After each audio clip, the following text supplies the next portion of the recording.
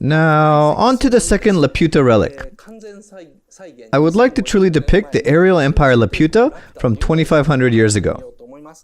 It was 700 years ago in the movie Colonel Muscat told Sita that Laputa was abandoned 700 years ago. So Sita's and Muscat's ancestors abandoned Laputa and began dwelling on the ground. Since then, an uninhabited Laputa has been wandering in the clouds unnoticed. So what kind of city is Laputa? I'm going to explain it again in Buddha Tamori style. I repeated myself. Hey, okay, let's leave this here for a moment.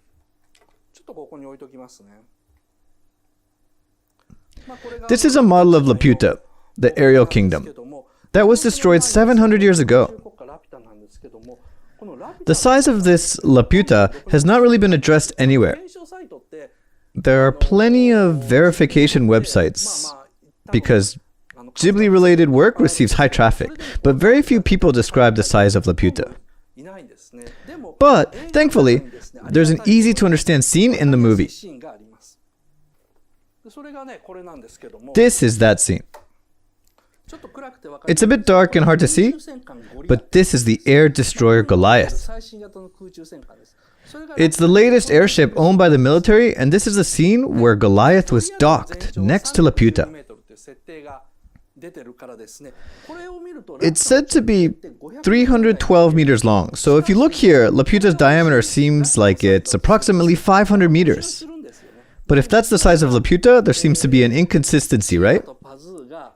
The inconsistency occurs when Shita and Pazu land on Laputa, say, "Oh, there's a pond."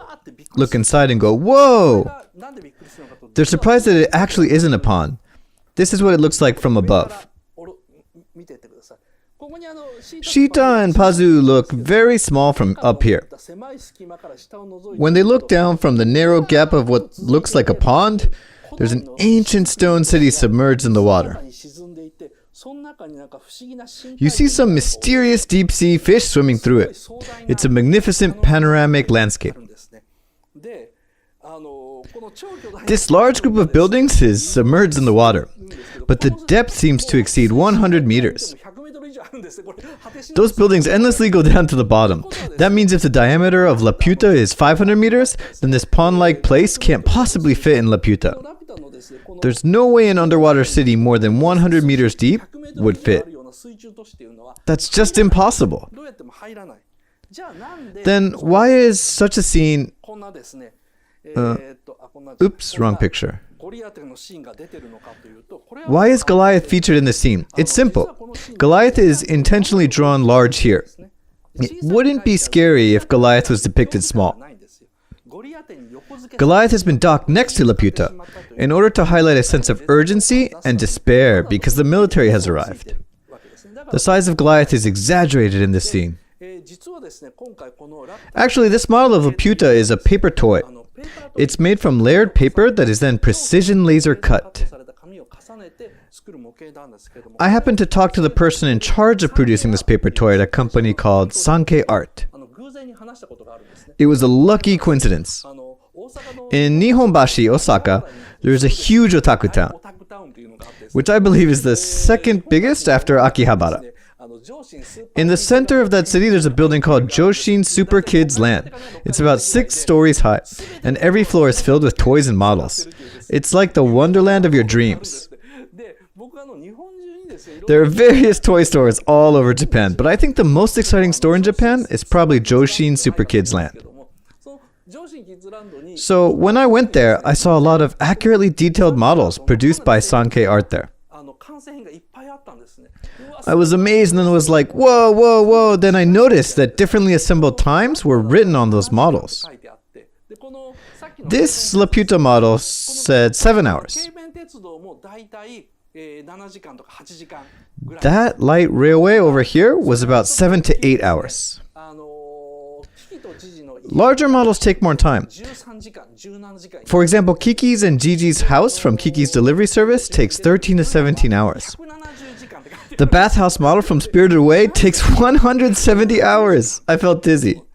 I mean, 170 hours, but the thing is spirited away.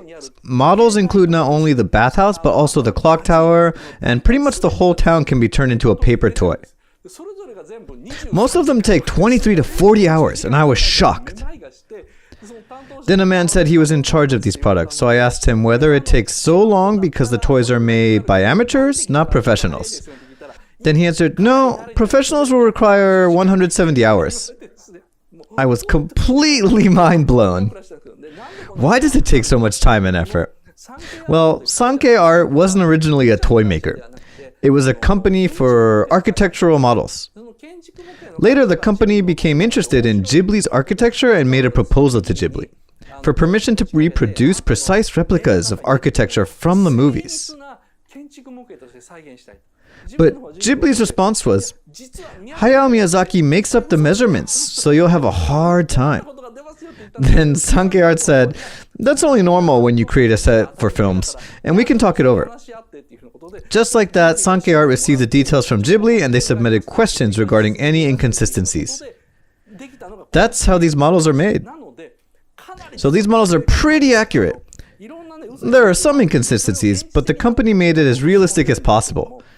What I'm trying to say is that this reduced to scale model is quite accurate. For example, if you look at this Laputa from above, you can see that the glass dome located in the middle of the Laputa isn't completely centered. It's quite off-center. This kind of thing can't be known unless you create a model. Do you see a small green circle here? This small round part is the basis for calculating the size of Laputa, and it's the basis for everything in creating this model. But what is this round part? It's the terrace where Pazu and Shida land with a kite.